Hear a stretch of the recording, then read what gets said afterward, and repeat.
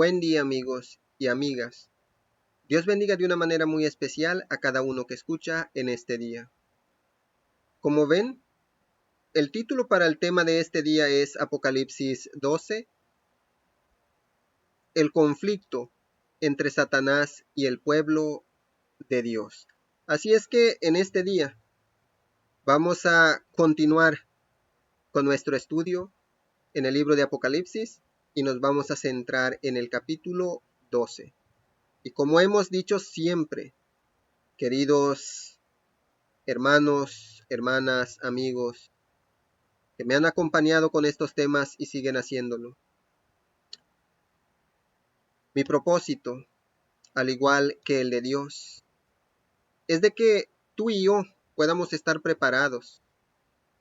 ¿Y qué mejor manera de empezar la motivación que estudiando este libro de Apocalipsis, que nos enseña el tiempo que estamos viviendo para poder tomar en serio nuestra salvación, que es nuestra relación con Dios y Cristo Jesús? Vamos a iniciar con el versículo 1 de Apocalipsis 12.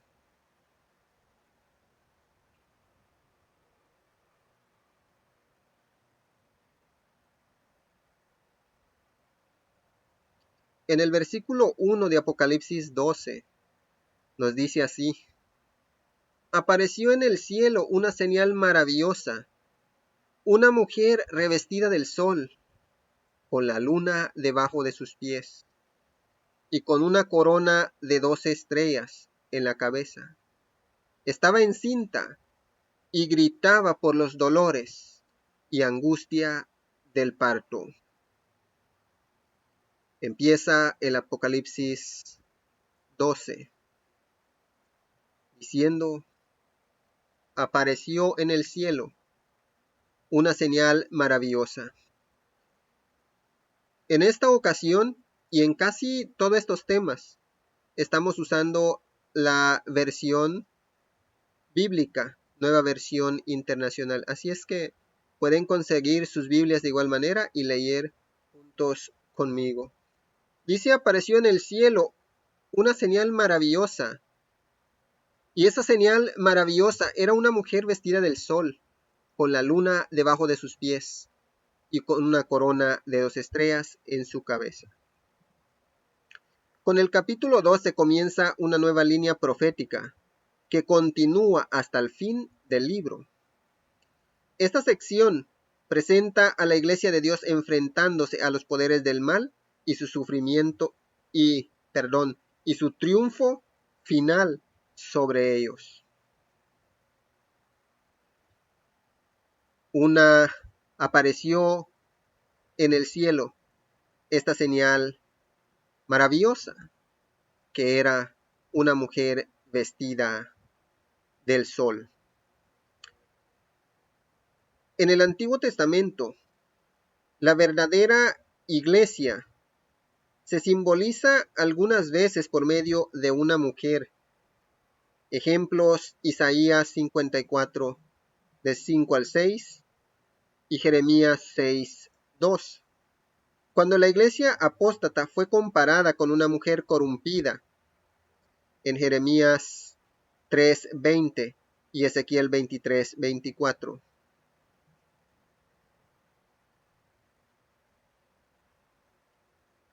Los mismos símbolos aparecen en el Nuevo Testamento, en 2 de Corintios 11, 2, Efesios 5 del 25 al 32 y aquí en Apocalipsis 17, 1 al 3. En Apocalipsis 12, la mujer representa a la verdadera iglesia, al pueblo de Dios. Esta mujer que está por dar a luz a Cristo y es perseguida después de la ascensión de Cristo. Y la mujer revestida del sol.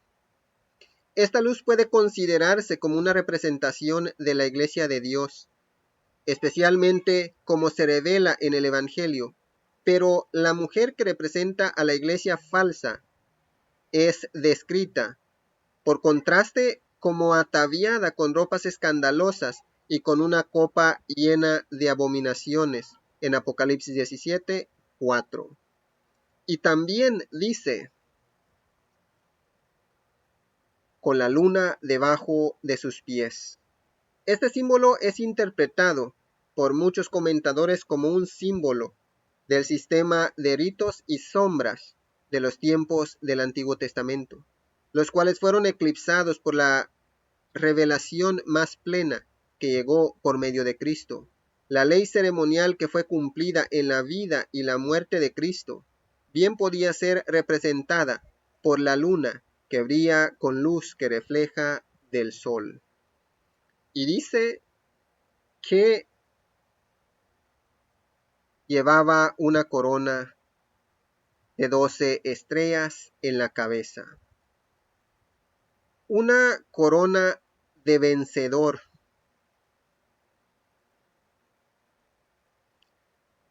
La corona que llevaba era corona de victoria, o es corona de victoria. Las 12 estrellas. Los comentadores han aplicado en general este símbolo a los 12 patriarcas, a los 12 apóstoles o a ambos, puesto que el énfasis principal del capítulo 12 es sobre la iglesia del Nuevo Testamento. Sin duda debe referirse a los 12 apóstoles, pero el cuadro de las 12 tribus también continúa al mismo tiempo en la iglesia del Nuevo Testamento. Así es que apareció esta gran señal, esta señal maravillosa en el cielo, y era esta mujer que representa a la iglesia verdadera. Con el brillo del sol, con el brillo de la verdad en ella, que cumplía con el propósito que fue antes, de las sombras, de los ritos,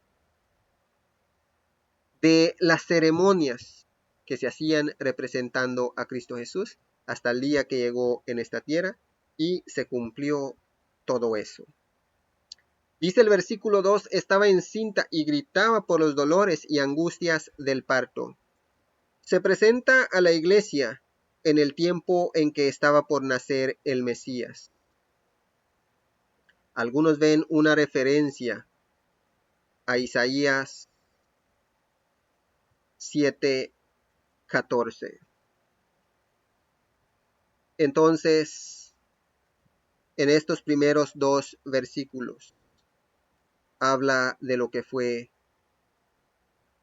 nuestro Señor Jesús y su nacimiento de en medio de su pueblo. Nos sigue diciendo,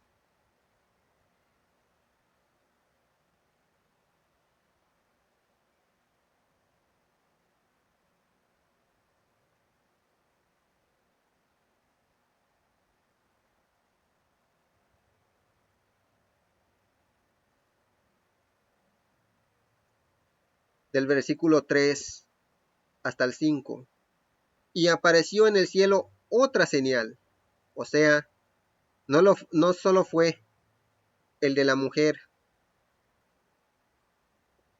vestida del sol y las 2 estrellas bajo sus pies, sino que apareció otra señal en el cielo. Y este es un enorme dragón de color rojo, encendido, que tenía 7 cabezas y 10 cuernos, y una diadema en cada cabeza.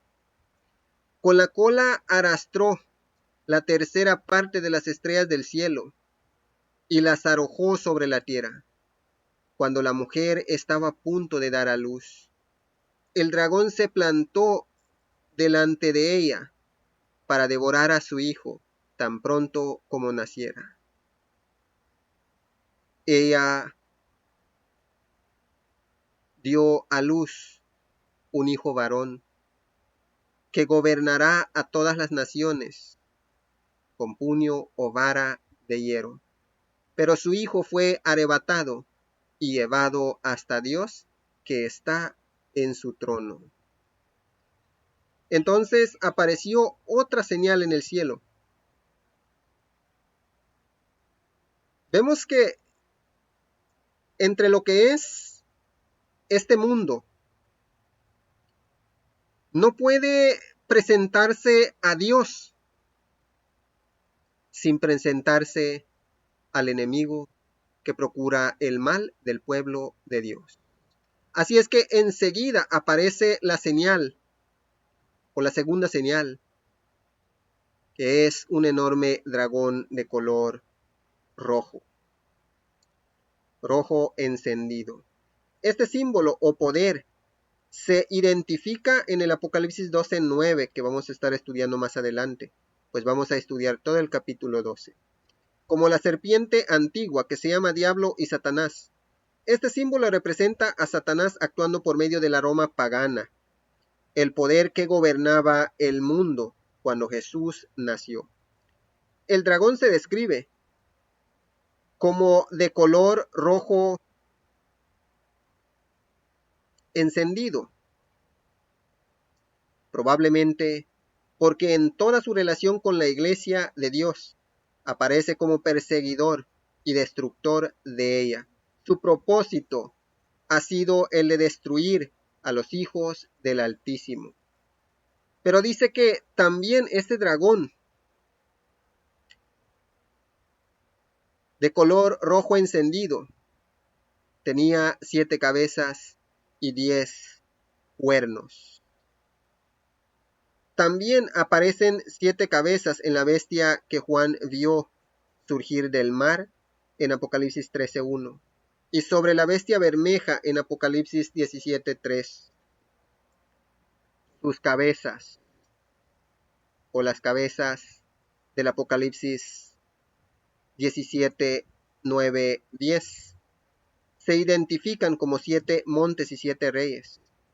Es pues razonable concluir que las 7 cabezas del dragón representan poderes políticos que han fomentado la causa del dragón y por medio de los cuales éste ha ejercido su poder perseguidor.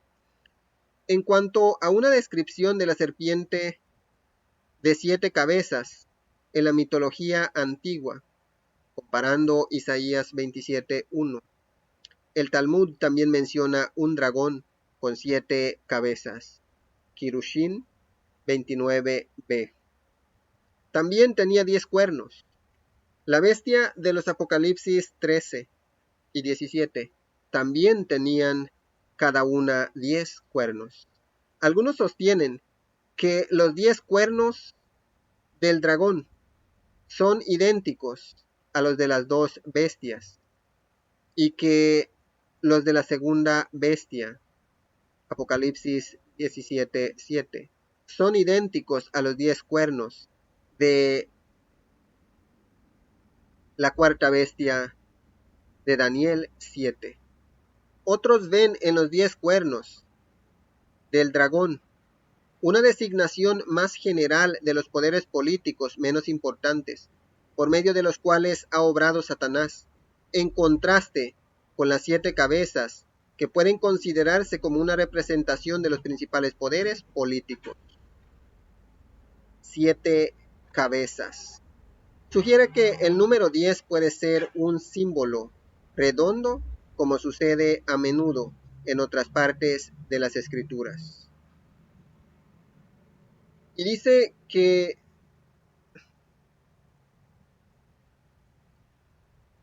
en sus cabezas y una diadema en cada cabeza. Las insignias de realeza sobre cabezas pueden tomarse como una evidencia adicional de que representan reinos políticos. Y una diadema en cada cabeza. Diadema, en griego diadma, literalmente algo ceñido, de diadeo, cenir. Esta palabra se usaba para describir la insignia de realeza de los reyes persas, una cinta azul bordada de blanco que se usaba sobre el turbante. Después llegó a ser usada como señal de realeza. Diadma solo aparece aquí y en Apocalipsis 13:1 y Apocalipsis 19:12. Diadma, que contrasta con estéfanos, también se traduce corona en el Nuevo Testamento, como en Mateo 27:29 y Primera de Corintios 9:25 y Segunda de Timoteo 4:8, etc. Estéfanos era una guirnalda que con frecuencia significaba el premio o trofeo que se daba a los vencedores. Sigue diciendo el versículo 4. Con la cola arrastró la tercera parte de las estrellas del cielo y las arrojó sobre la tierra. Cuando la mujer estaba a punto de dar a luz, el dragón se plantó delante de ella para devorar a su hijo tan pronto como naciera. Con la cola arrastró la tercera parte de las estrellas del cielo. Literalmente su cola está arrastrando. En la visión profética Juan vio la acción mientras está ocurriendo. Se arrastró a una tercera parte. Algunos creen que este acontecimiento se describe con mayores detalles en los Apocalipsis 12, del 7 al 9, que vamos a ir estudiando mientras avanzamos, y que la tercera parte de las estrellas del cielo representa una tercera parte de los ángeles celestiales que se unieron con Satanás en su rebelión y fueron expulsados del cielo.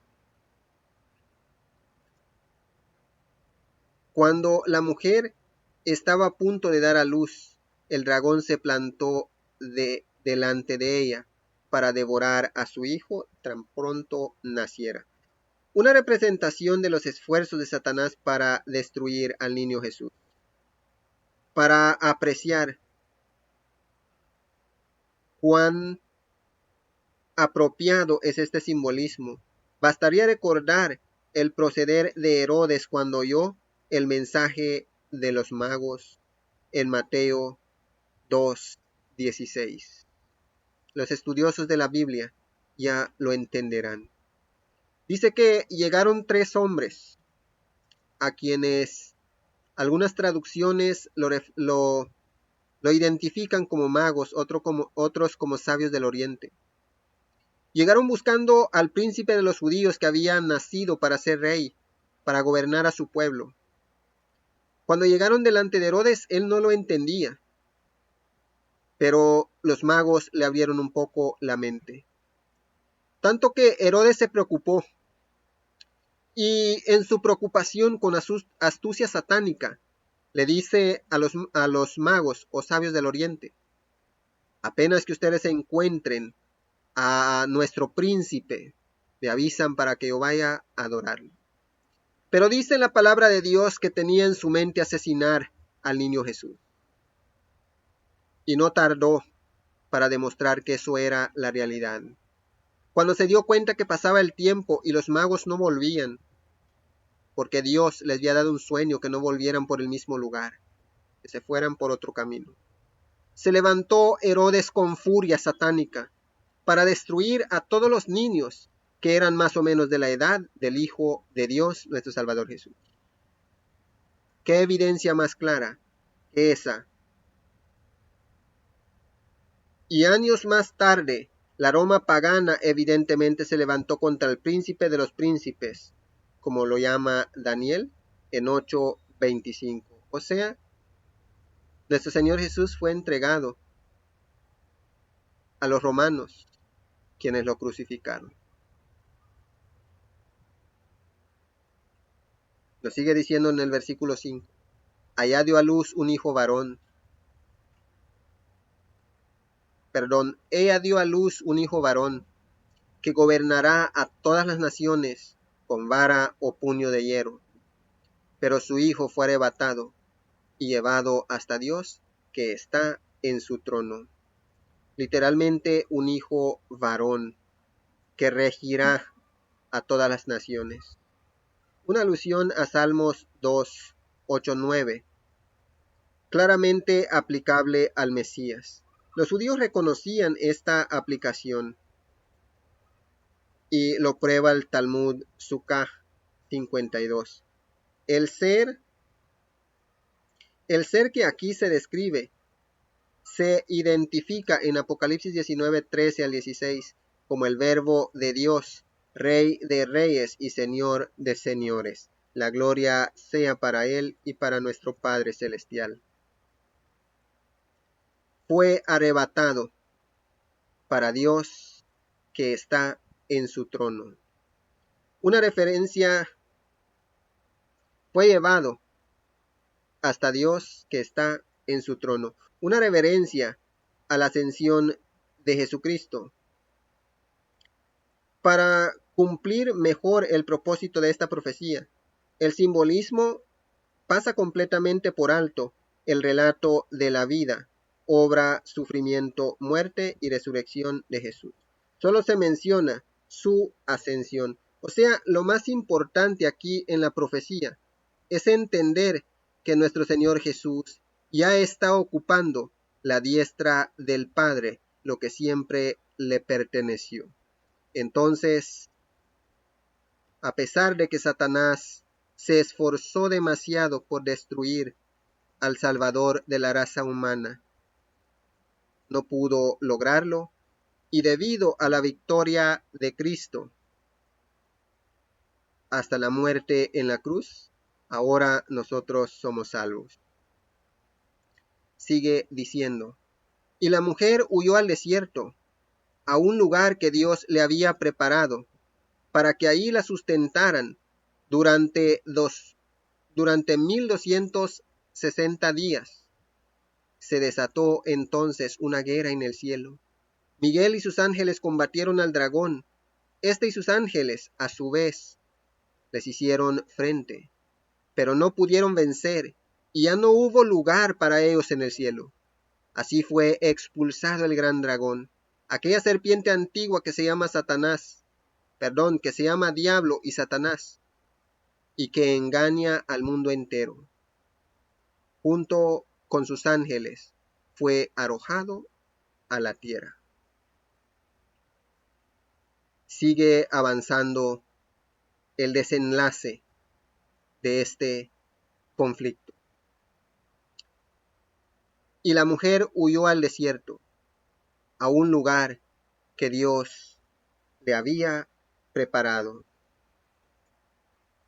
El desierto, lugar abandonado, lugar vacío, lugar deshabitado, representa sin duda un lugar de retiro o oscuridad, una región o paraje en donde la iglesia estaría oculta, lejos de la mirada de los hombres destructores. A este paraje se hace referencia en el Apocalipsis 12:14, que vamos a continuar estudiando, como su lugar. La idea que encierra este paraje es que la protección y el asilo del desierto que halló la mujer fueron divinamente escogidos y preparados. O sea, un hijo de Dios no tiene que buscar él mismo, sino que simplemente dejarse dirigir hasta las providencias de Dios. Él es el que provee. Que Dios le había preparado para que ahí la sustentaran durante 1260 días. No se dice quiénes la socorren, pero sin duda se refiere a los diversos instrumentos que Dios usó para proteger, fortalecer y sostener a la iglesia durante el tiempo cuando fue cruelmente perseguida. La persecución de la iglesia de ahora, o sea, del pueblo fiel de Dios, Fue perseguido desde lo que fue la Roma pagana hasta la Roma papal. Y esto fue simplemente, podríamos decir, usando la tipología, un tipo para un antitipo que ya está muy cercano. Dice, para que lo sustenten, nutrir, sustentada, en el Apocalipsis 12:14. Dios cuida de los suyos. Aun cuando la iglesia es perseguida y condenada al exilio, el Señor la sostiene. Este periodo de 1260 días se menciona 7 veces y en 3 diferentes maneras en los libros de Daniel y Apocalipsis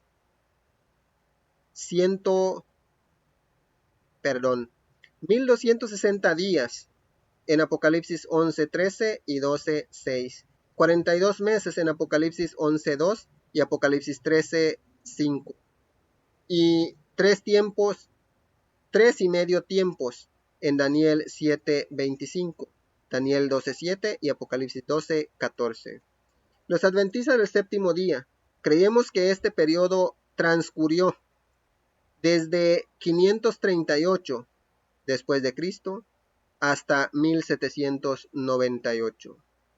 Durante este periodo, la mano de Dios cuidó de la iglesia protegiéndola para que no fuera exterminada.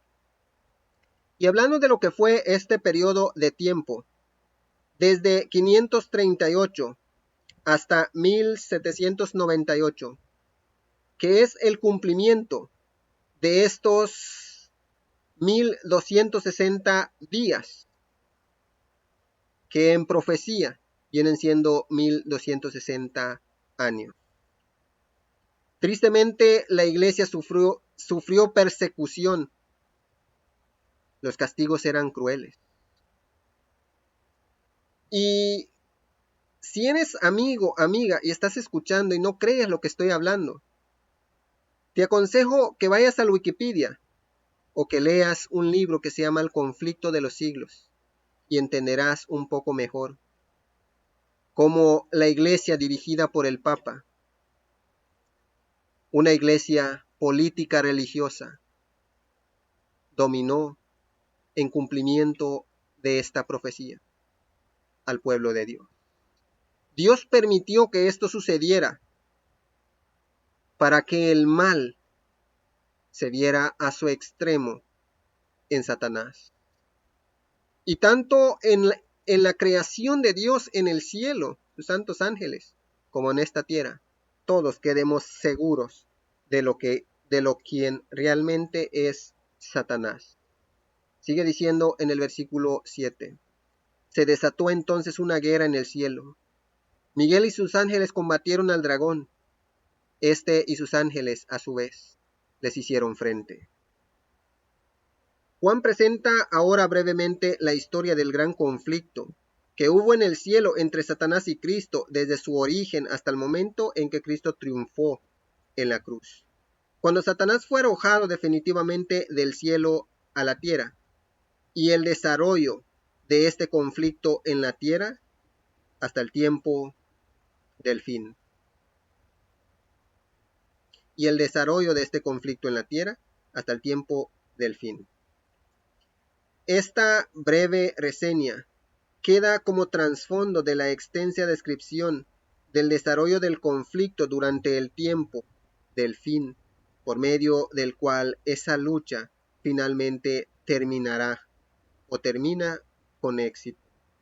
Juan habla más particularmente de la frase del conflicto librado en el cielo en relación con la muerte de Cristo en la cruz. Aunque el revelador enfoca primordialmente su atención sobre el punto culminante del conflicto que tuvo lugar en la cruz, la frase "hubo una gran batalla en el cielo" también puede entenderse como que se refiere al tiempo anterior a la creación de la tierra, cuando la hostilidad del dragón comenzó, porque Lucifer aspiraba a ser semejante a Dios, comparando Isaías 14, 13 al 14 y Ezequiel 12, 28 del 12 al 16. En ese tiempo Satanás fue expulsado del cielo, junto con los ángeles que simpatizaban con él. Los ángeles leales no entendieron plenamente entonces todas las consecuencias que estaban implicadas. Pero cuando Satanás vilmente derramó la sangre de Cristo, quedó completa y eternamente desenmascarado delante del mundo celestial. Desde ese momento sus actividades fueron aún más restringidas. O sea, mientras más avanza el conflicto entre el bien y el mal en este mundo, más claro quedaba para los ángeles en el cielo la malignidad de Satanás y menos oportunidad tenía para acercarse a cualquiera de los seres celestiales de la creación de Dios. Miguel y sus ángeles combatieron al dragón. En griego, Mijal, una transliteración del hebreo Micael, que significa quien semejante a Dios. Miguel es mencionado como uno de los principales príncipes en Daniel 10:13, como el gran príncipe en Daniel 12:1 y también como el arcángel en Judas 1:9.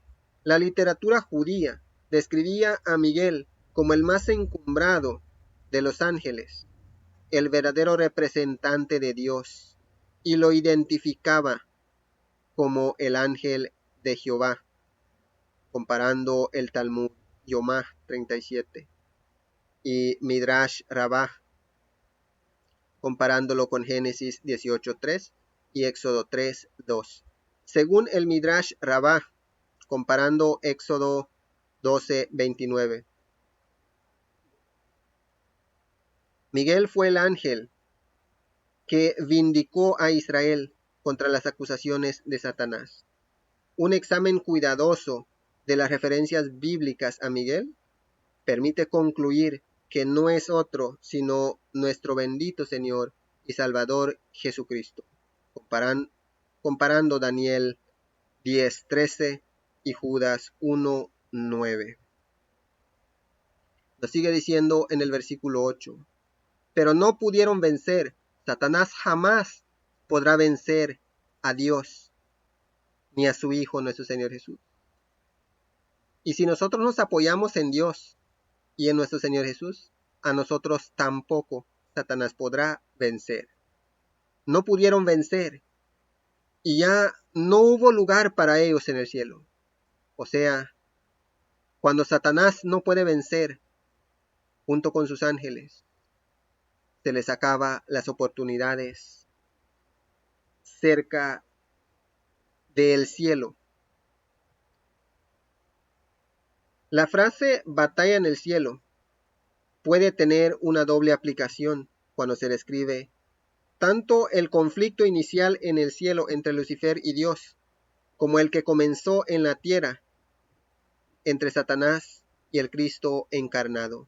Las palabras no prevalecieron pueden aplicarse apropiadamente a ambas etapas del conflicto, pues Satanás no tuvo éxito en ninguno de las dos. La gloria sea para Dios. Ya no se halló más lugar para ellos. Estas palabras pueden entenderse como una referencia al lugar que una vez poseyeron u ocuparon, o se les había asignado. Lucifer fue una vez querubín protector, como dice Ezequiel 28:14, y los ángeles que se unieron con él en la rebelión ejercían diversas funciones de responsabilidades. Lucifer y sus ángeles perdieron esas funciones cuando fueron arrojados del cielo. O sea, ya no tenían lugar en el cielo, ya no pertenecían allí, ya no tenían responsabilidades en el cielo por el cual aparecer más en el cielo. Básicamente ya fueron expulsados completamente del cielo, ya no pertenecían allí. En el versículo 9, así fue expulsado el gran dragón, aquella serpiente antigua que se llama Diablo y Satanás, que engaña al mundo entero, junto con sus ángeles, fue arrojado a la tierra. Satanás y sus ángeles fueron expulsados del cielo en las edades pasadas, antes de la creación de este mundo. Sin embargo, parece que hasta el momento del drama de la cruz podía llegar hasta los seres celestiales, y en un grado limitado, posiblemente como príncipe de este mundo, como dice en Juan 12:31 y Lucas 4:6. Pero no como habitante del cielo, podía entrar en los recintos celestiales. O sea, la única autoridad que Satanás podía reclamar o derecho para él mismo era haciéndose él pasar por el príncipe o el representante de este mundo.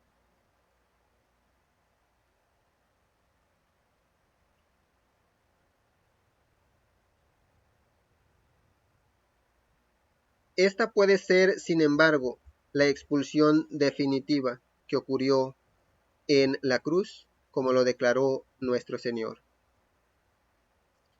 Es evidente por el contexto, Apocalipsis 12, 10, 13, que Juan se está refiriendo más específicamente a los sucesos relacionados con el triunfo de Cristo en la cruz. Pueden notarse los siguientes puntos. 1. La proclamación que hace una gran voz en el cielo, en Apocalipsis 12 del 10 al 12. Es más o menos un paréntesis, cuyo propósito es explicar el significado de la expulsión de Satanás, en Apocalipsis 12:9. En primer lugar, a los habitantes del cielo y luego a los de la tierra. Después de este paréntesis explicatorio, el Apocalipsis 12:13 continúa la narración de las actividades de Satanás a partir del lugar a donde había quedado en el Apocalipsis 12:9.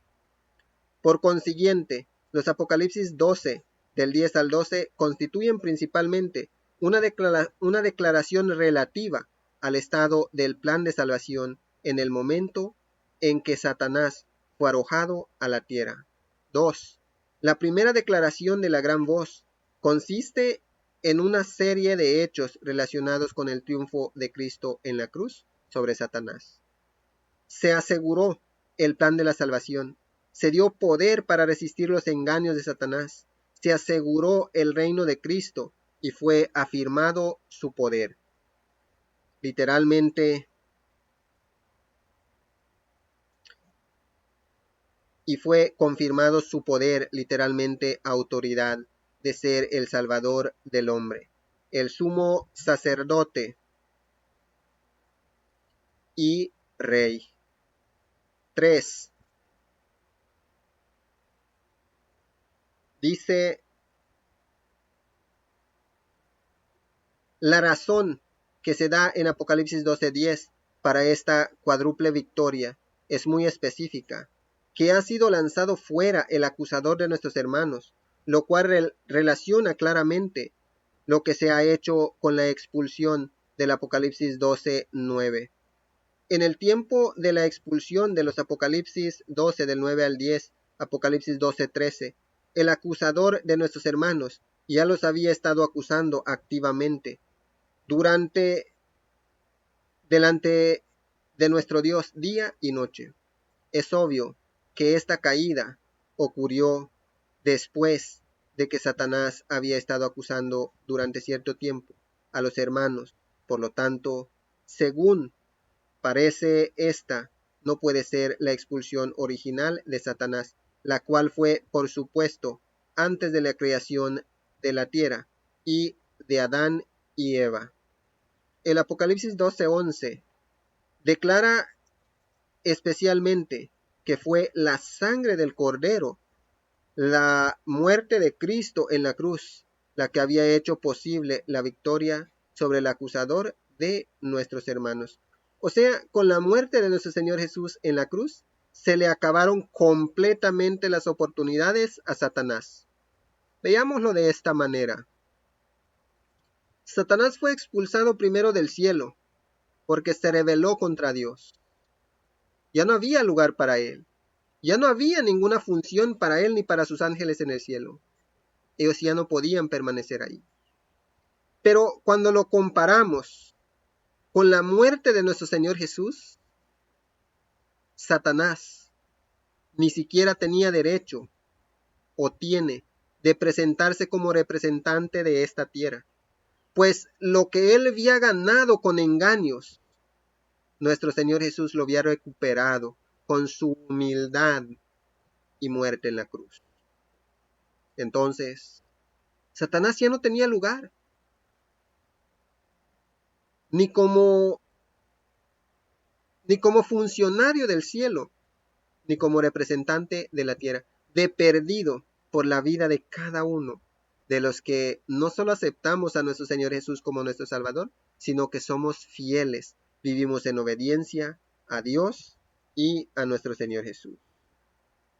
El dragón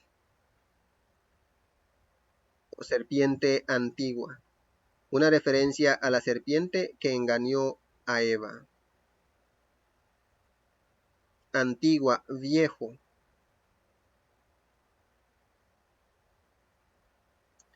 Satanás, transliteración del hebreo satán, que significa adversario. Y diablo, que significa calumniador, o sea, diablo y Satanás. Diablo significa calumniador y Satanás significa adversario.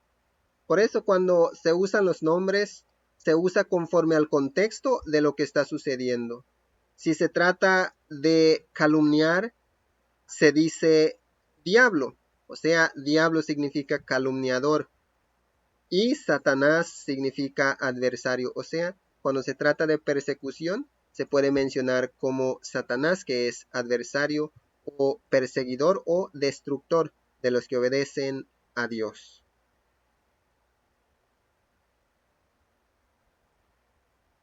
Engaña, hacer errar o descarriar, y engaña al mundo.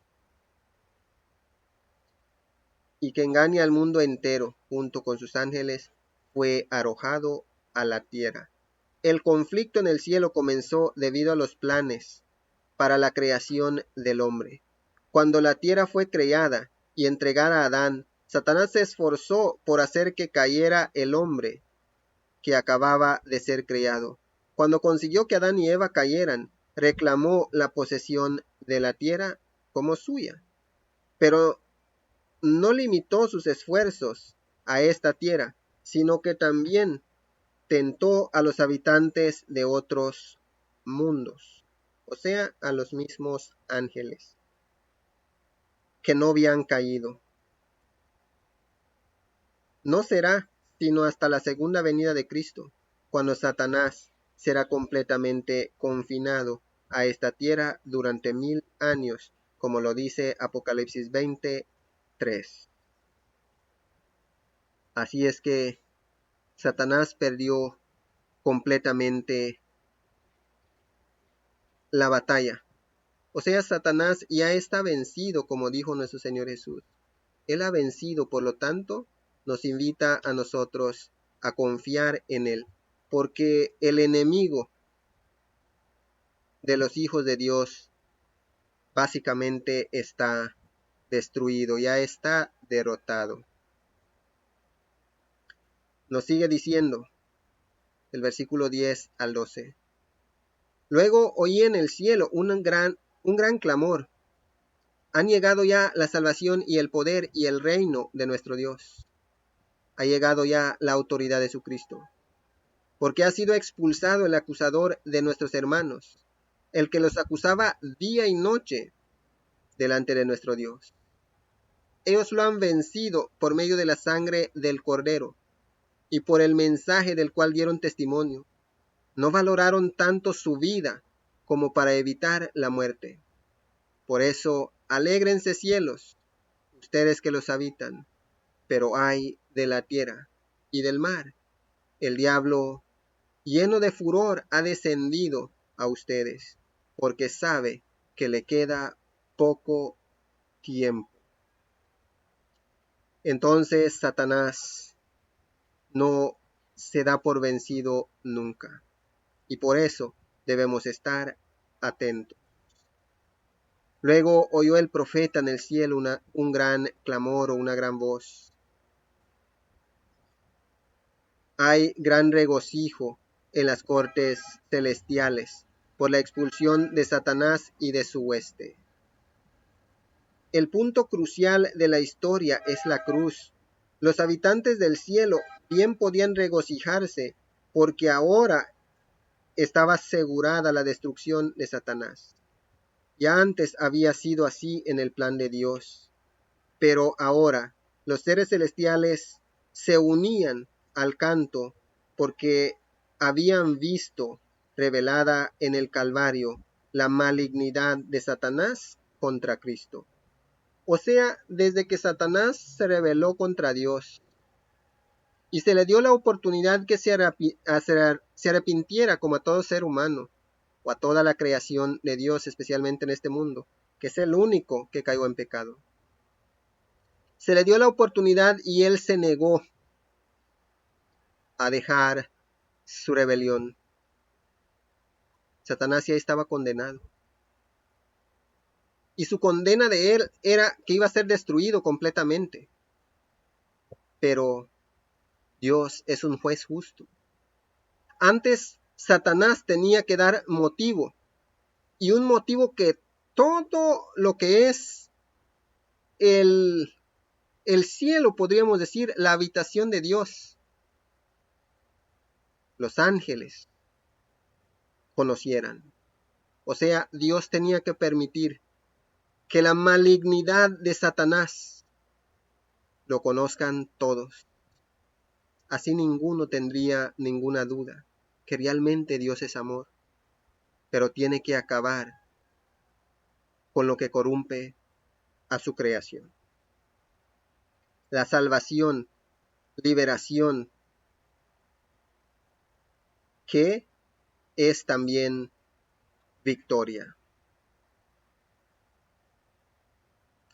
Ha llegado ya la autoridad de su Cristo. Poder, fuerza. Sin duda se hace referencia a la manifestación de poder que produjo la caída del dragón. El acusador de nuestros hermanos, el que los acusaba día y noche delante de nuestro Dios. Se han acabado las oportunidades para Satanás. Satanás había pretendido que él era el gobernante legítimo de este mundo, pero cuando no pudo conseguir que pecara el Hijo de Dios, quedó asegurado el reino a Cristo. Cristo significa ungido. Satanás el acusador. Satanás era el acusador de los hermanos en los días del Antiguo Testamento, como vemos especialmente en Zacarías 3:1, y ha continuado desempeñando este papel después de la cruz, pero en escala limitada. Los escritos rabínicos frecuentemente representan a Satanás como el gran acusador, comparando el Talmud Sanedrín 89b, Midrash Rabbah, comparándolo con Éxodo 32:2.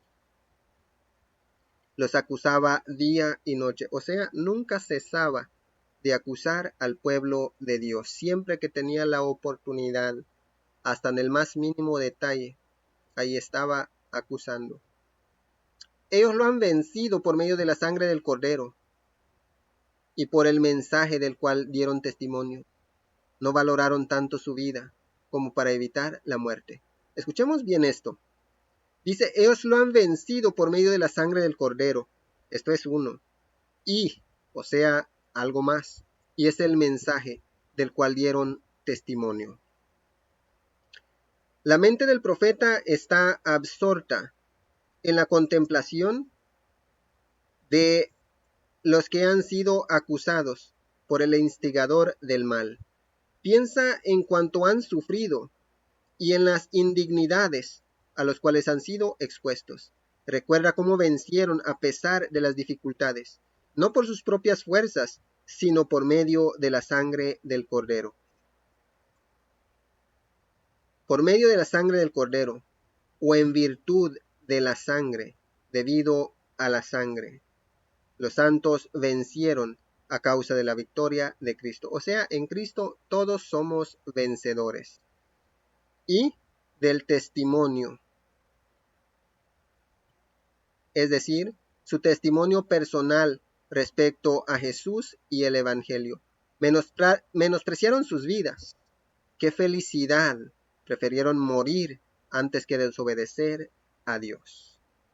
O sea, los que se salvaron y los que se siguen salvando son los que han permitido ser limpiados por la sangre de Cristo Jesús y han vivido la vida que Cristo Jesús vivió cuando caminó en esta tierra, o están viviendo esa vida. O sea, no solo podemos decir ya somos limpiados por la sangre del Cordero, por la sangre de Jesús, porque lo hemos aceptado como nuestro Salvador, la salvación de Dios, sino que de ser limpios por Él, debemos vivir en su santidad, vivir en sus ejemplos. Sin importar de que en el tiempo de la persecución, el pueblo de Dios ni siquiera pensó por un solo momento en sus vidas antes que testificar la verdad de Dios. Murieron testificando que Cristo Jesús es la salvación de Dios y que los mandamientos de Dios son para obedecer a todos los que aman a Dios. En el versículo 12 nos dice: por eso alégrense cielos y ustedes que los habitan, pero ay de la tierra y del mar. El diablo, lleno de furor, ha descendido a ustedes, porque sabe que le queda poco tiempo. Había regocijo en el cielo porque los ángeles y los habitantes de otros mundos sabían que Satanás estaba condenado por la victoria de Cristo en el Calvario. O sea, la alegría que había en el cielo era porque Satanás ya no tenía oportunidades al cero. O sea, los seres celestiales, en una visión, podríamos decir, hablando en el contexto humano, en una visión de fe, ya miraban a Satanás destruido en el fuego del infierno. Entonces ellos se regocijan, pero ay de la tierra y del mar. Para la iglesia aún habría persecución, por eso sus miembros no podían regocijarse todavía. El diablo, lleno de furor, ha descendido a ustedes. El diablo está airado, está lleno de furor por su derrota.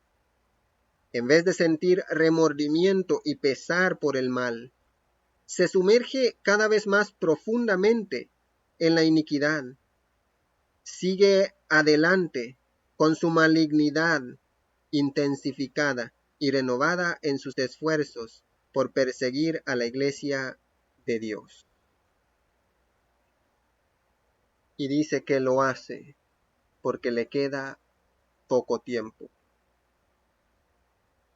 En Apocalipsis 12:1, oligos, que es la palabra que se usa en griego para tiempo.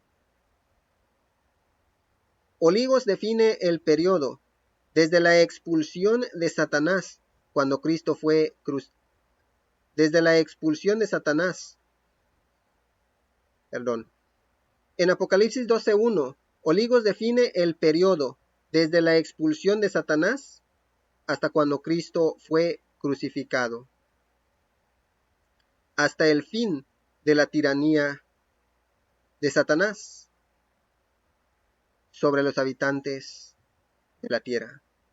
Este periodo se describe como oligos en comparación con el lapso de 4000 años que transcurrieron antes de la crucifixión. O sea, en primer lugar, se cree que cuando dice poco tiempo, se está comparando 2000 años, que es el tiempo en que Satanás ha obrado, con los 4000 años que había obrado antes de la crucifixión de nuestro Señor Jesús. O sea, cuando comparamos 4000 años antes para 2000 años después, es muy poco tiempo comparado con la cantidad. Puede parecer que los 2000 años que han transcurrido desde la crucifixión, durante los cuales Satanás ha estado trabajando activamente contra la iglesia, no es poco tiempo, y realmente no lo es. Ya sea en sentido absoluto, o cuando se compara con los 4000 años que precedieron a la crucifixión. Sin embargo, esta expresión debe entenderse dentro del contexto de todo el contenido del libro de Apocalipsis, que presenta la segunda venida de Cristo como cercana. Si Jesús viene presto, entonces el tiempo que Satanás tiene para obrar es poco. Así es que no solo es de comparar el tiempo con lo que fue antes y lo que iba a ser después, que ya es ahora, sino también comparar el tiempo con lo que es la venida de nuestro Señor Jesús. A pesar de que se vea como que parece mucho tiempo, la venida de nuestro Señor Jesús está cerca. Y podemos asegurar que este tiempo que estamos viviendo, el tiempo de la venida de nuestro Señor Jesús, está mucho más cerca de lo que muchos pueden imaginarse. Pues literalmente creemos que ya estamos viviendo los últimos días de este mundo. Puedan creerlo o no, esa es la realidad. Así es que realmente, hablando en el contexto de este tiempo, realmente le queda poco tiempo a Satanás. Nos sigue diciendo, ya casi vamos terminando, del 13 hasta el 17. Cuando el dragón se vio arrojado a la tierra, persiguió a la mujer que había dado a luz al varón. Pero a la mujer se le dieron 2 alas de la gran águila para que volara al desierto, al lugar donde sería sustentada durante un tiempo, y tiempos y medio tiempo, lejos de la vista de la serpiente. La serpiente, persiguiendo a la mujer, arrojó por sus fauces agua como un río, para que la corriente la arrastrara. Pero la tierra ayudó a la mujer, abrió la boca y se tragó el río que el dragón había arrojado por sus fauces. Entonces el dragón se enfureció contra la mujer y se fue a hacer guerra contra el resto de sus descendientes, los cuales obedecen los mandamientos de Dios y se mantienen fieles al testimonio de Jesús. Así es que Satanás no se quedó contento. Cuando el dragón, que simboliza a Satanás, se había arrojado a la tierra, persiguió a la mujer que había dado a luz al varón. O sea, sus oportunidades en el cielo se le terminaron. O sea, ya no podía causar ni lo mínimo de daño en el cielo. Ahora se enfocaba al 100% en la tierra. Como el dragón no pudo atacar ahora directamente al hijo, como el dragón no puede atacar ahora directamente al Hijo de Dios, procura herirlo a través de la madre, persiguiendo a la iglesia, la madre del hijo varón. Pero dice en el versículo 14, pero a la mujer se le dieron alas de la gran águila para que volara al desierto. El símbolo de alas de águila era familiar para el antiguo pueblo de Dios. Con esta figura se hace referencia a la liberación de los israelitas de manos de Faraón y sus huestes en Éxodo 19:4 y Deuteronomio 32:11. Algunos ven en estas alas un símbolo del apresuramiento con que la iglesia se vio obligada a buscar refugio. En el versículo 15 dice, la serpiente, persiguiendo a la mujer, arrojó por sus fauces agua como un río para que la corriente la arrastrara. En Salmos 7:13 y Ezequiel 29:3, el dragón es identificado como un animal acuático Y tal vez por eso se usa la figura del agua como símbolo de destrucción. Satanás procuró destruir a la iglesia cristiana con la inundación de las falsas doctrinas, además de la persecución. O sea, esta inundación, esta gran cantidad de agua con la que Satanás o el dragón quiere destruir o intenta destruir al pueblo de Dios. No solo fue la persecución, la gran multitud que se deleitaba para destruir o se apresuraba para destruir al pueblo de Dios, sino que también lo que fue la falsa doctrina con la que se estaba doctrinando en ese tiempo. En el 16 dice, pero la tierra ayudó a la mujer, abrió la boca y se tragó el río que el dragón había arrojado por sus fauces. Algunos sostienen que la tierra representa regiones a donde habían pocos habitantes, en contraste con aguas, que a veces representa pueblos, naciones y lenguas, como en Apocalipsis 17:15. Destacan que en el tiempo de la Reforma había millones de personas en Europa y el lejano Oriente, pero que el continente norteamericano estaba muy escasamente poblado, e indican que esta región es la tierra que proporcionó alivio a la iglesia perseguida en el viejo mundo. En el versículo 17, entonces el dragón se enfureció contra la mujer y se fue a hacer guerra contra el resto de sus descendientes. Se llenó de ira o se enfureció. Así es Satanás. Su fracaso en destruir a la iglesia del desierto intensifica la ira del dragón y por eso se presenta con gran determinación.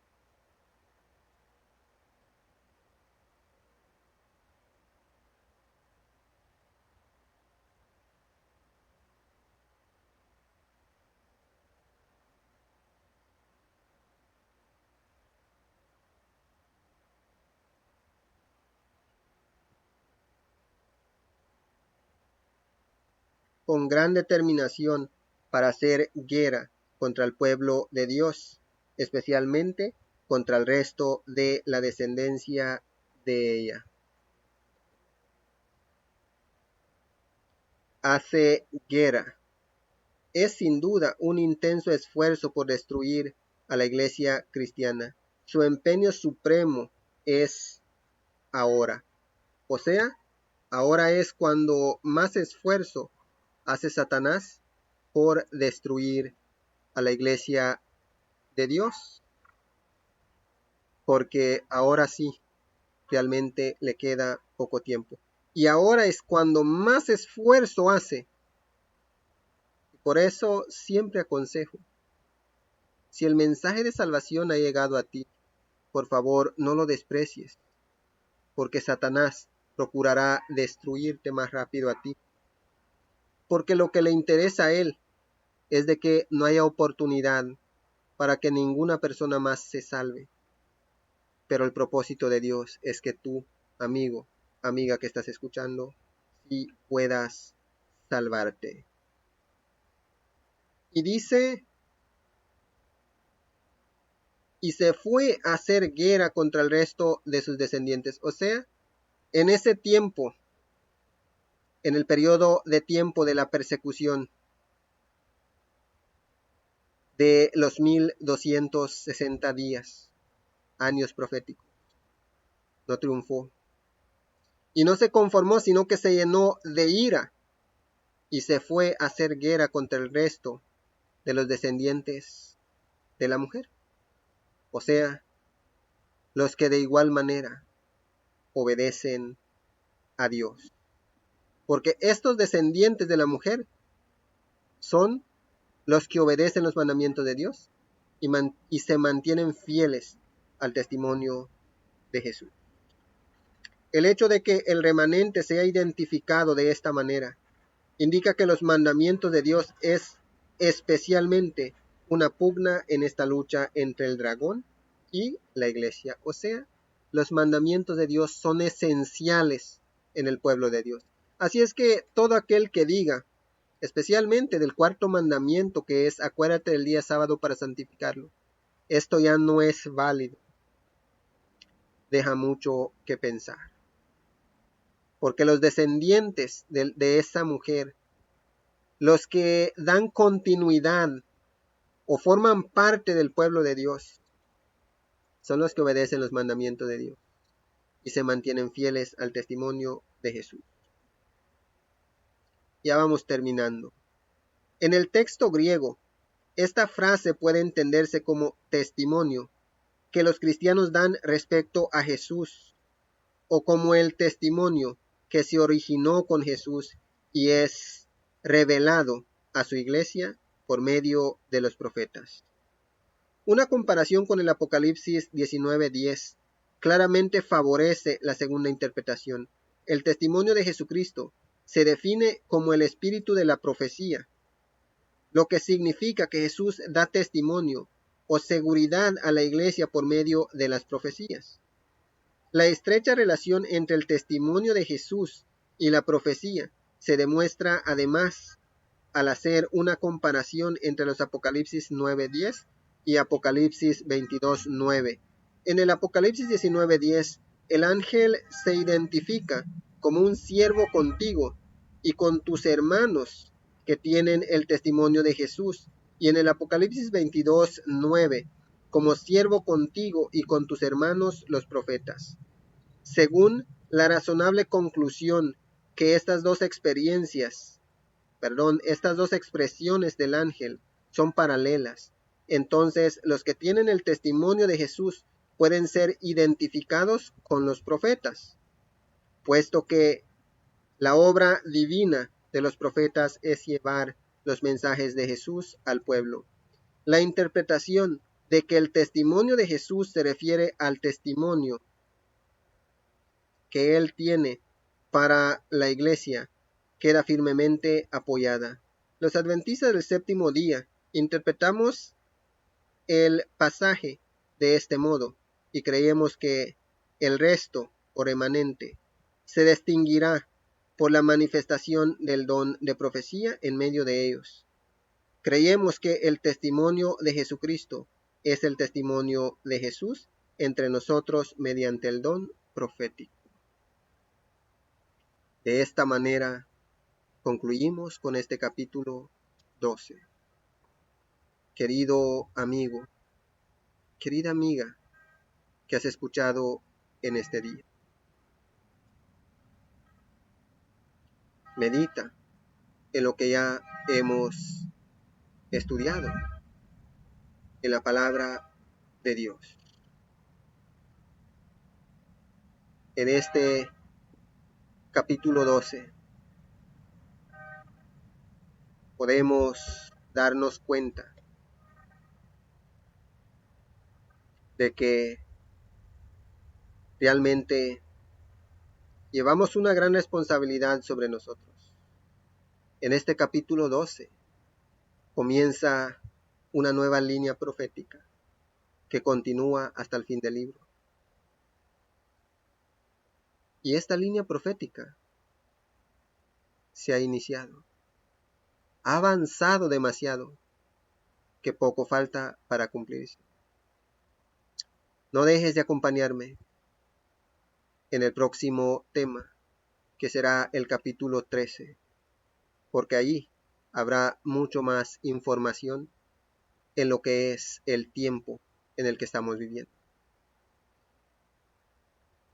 Satanás no está contento, como hemos estudiado.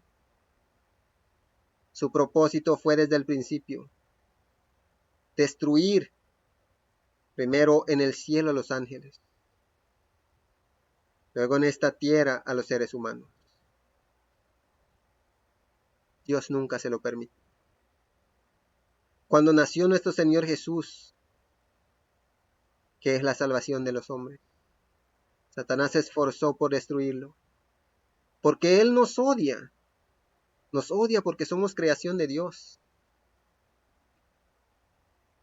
Y también porque sabe que si nos destruye, le parte el corazón a nuestro Creador. Y por eso, hermano, hermana, si has estado tan valiente en la fe, hoy queremos orar por ti. Y coopera con Dios y afírmate, porque si el tiempo era corto antes, ahora lo es más. No te des por vencido, por vencida, porque ahora es el tiempo de la salvación. Y no solo de la salvación, sino también de la redención. Amigo, amiga, si no has aceptado este mensaje,